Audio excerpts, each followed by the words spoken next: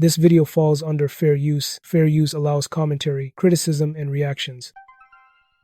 What's up? We're back with another one. I'm gonna do a reaction video on Shannon Sharpe and Chad Ochocinco. You already know it's about to get real. Sports talk, laughs, and hot takes. Let's get right into it. Ocho, what many fans thought would be LeBron's long-awaited retirement announcement turned out to be just an ad, and it left fans furious. According to TMZ, Andy Garcia, who's a 29-year-old Laker fan, is suing the King in a small claims court for fraud, deception, misrepresentation, and any and all legal recovery. Garcia was apparently one of those people that thought LeBron was hanging up the sneakers and purchased 2 tickets March 31st, 2026, a game between the Lakers and the Cavs. Due to the significance of LeBron playing against his former team, Garcia ticket spiked to $856, but now the value of the tickets had plummeted after the announcement. I know, I shouldn't say I know, but y'all thought that man was going to make that announcement. Lord have mercy. Man, anybody would. I didn't know what he was going to do, Ocho, but I knew he wasn't going to make no retirement announcement. When we talked about it on the show, right, and we said there was a decision coming up, what's the first thing I said? There's something coming out. I just don't know what it is. Mm-hmm. Either it was something with Nike. I didn't even know it was going to be alcohol. I thought it was going to be a shoe. I thought it was going to be something to do with clothing. I thought it was going to be something having to do with the new brand that he's attached to. That's all. I could have told you that. I just didn't know exactly what it was. I knew well if it been no guy retirement, but he's not leaving the NBA until Bryce gets there.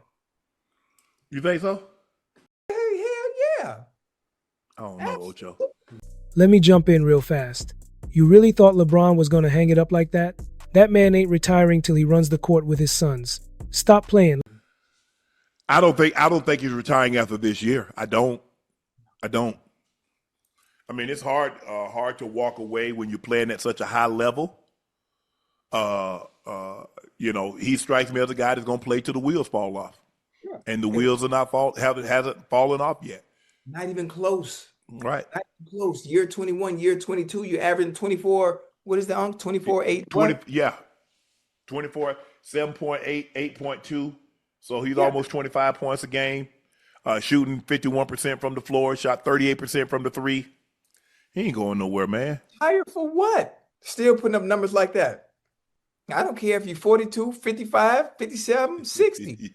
If you still put up numbers like that and being productive, an important part of the offense, and still being as efficient as he is this long into his career, who's thinking about retirement? You know when to call it quits. Your body tells you when to stop. Your numbers, the decline, it tells you when to stop. Father Time tells you when to stop. Father Time hasn't caught up to him yet. Can he do some of the things he did in his younger days? No, obviously not. But you evolve. You evolve in other areas where you don't have to. So he's shooting the 3 ball. No, can he still get to the basket? Yes. Can he still finish with the best of them? Yes. Yeah. But it's harder for him to do it consistently. So now he's gotten the 3 ball. He said he worked on catch and shoot because he's going to be playing off the ball even more this year with Luka and Austin Reeves on the court. So he needs to be a catch and shoot. The one thing you can say about him is that when he decides that, you know what, there's I want to work on an element of my game, he wanted to get better at posting up. He goes down to Houston, work with Akeem Olajuwon, can play with his back to the basket. He got that fadeaway. He's always been able to put his head down and get to the basket, finish at the rim. Then, it's like, you know what? I need to get this 3 ball because I see where this is headed. This thing is headed that you're going to need to be able to shoot the 3. And you see now everybody can shoot the 3. Yeah. You got to stretch 4. You got to stretch 5. You got to stretch this. Everybody can shoot the 3. And he knew in order for him to have longevity, guess what? I need to be able to shoot the 3 too. Yeah. Look, let's be real for a second.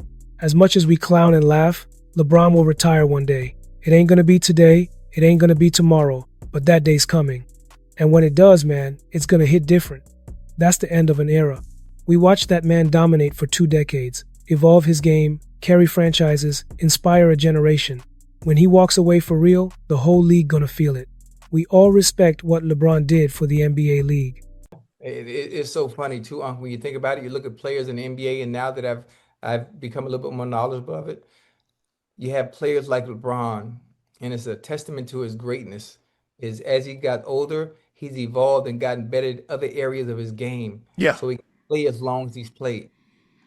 You know, he's one of the few. Now he's made himself into an efficient 3-level scorer, not just at the mid-range, not just in the paint, being able to play with his back to the basket or being able to drive at will when he chooses and wants to, but now being able to be efficient from 3-point, shooting 31% from 3. Like, come on, man. Yeah. But I'm sorry, bro, that you thought that man was going to make that announcement. Hey, is the judge gonna toss that out, ain't he? I don't know what the judge is going to do, but I tell you what, I think the thing is he's going to have control over it. It's going to be a situation where he could control it. It's going to be released on his platform. Right. That's what it's going to be. LeBron's going to control it. Yeah. Just like he did with the decision, and I don't have a problem with that. So I don't want y'all, man, Neff. No, LeBron's just going to control when he does it, how he does it, where he does it, and I'm fine with that.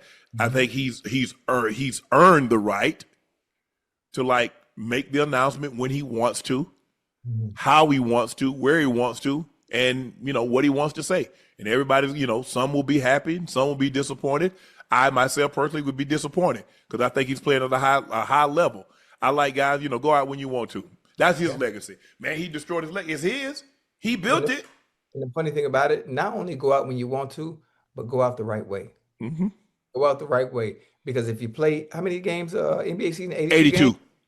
All 82 games need to be every time. The same way Kobe went out, every game. It need to be a standing ovation at every game. Understanding it's his last time being on that court, wherever he plays. But see, the difference is with Kobe, the injuries had started to rob Kobe. He tore his Achilles late. He tore his labrum late. He started having the injuries that started to mount up. Now, LeBron is dealing with a nerve irritation in his glute. And so we don't know. I'm always leery of guys limping into the season because you limp out of the season. But LeBron did not have the injuries that Kobe had. LeBron is still regarded as a top 10 player. Kobe was not a top 10 player at the tail end of his career. He just wasn't. And that's okay. That doesn't take away from what he was able to accomplish because he was phenomenal. And we know that. But Kobe was not a top 10 player. LeBron was still a top 10 player. He did have a historic game, even though he had 60. It took him 50 shots, but he had 60 points. In a lively and candid conversation, Shannon Sharpe and Chad Ochocinco unpacked the fan outrage surrounding LeBron James's recent tease of a major announcement, which turned out to be just a commercial and not the retirement news many expected. One frustrated Lakers fan, thinking it was LeBron's final home game, is now suing for feeling deceived after spending a hefty amount on tickets. Shannon and Chad weren't surprised by the fake-out, with Shannon emphasizing that LeBron isn't going anywhere anytime soon, especially with his desire to one day play with his sons. They praised LeBron's ability to adapt as he ages, highlighting his evolution into a 3-level scorer and his commitment to refining his game over the years, from working on his post-play with LegendZ to improving his catch and shoot ability. They pointed out that unlike Kobe, whose career was derailed by injuries, LeBron is still performing at an elite level and remains a top player in the league. Shannon noted that LeBron will control his exit from the game on his own terms, just like he did with his infamous decision, and he's earned the right to do so. The conversation took a humorous turn as they discussed Jerry Jones being fined for flipping the bird, with Shannon clowning the idea of it being accidental and Chad joking that the fine was just yacht fuel money to someone like Jerry. They agreed that even billionaires have moments of losing composure and that the league fines owners symbolically more than effectively. The two then dove into football, debating upcoming games and cracking jokes about each other's former teams. Shannon threw support behind the Broncos while Chad stood firm with the Bengals, confident they could upset the Packers. As always, the duo kept things entertaining, mixing analysis with laughs and poking fun at each other while touching on serious issues like legacy, player evolution, and the theatrics of professional sports,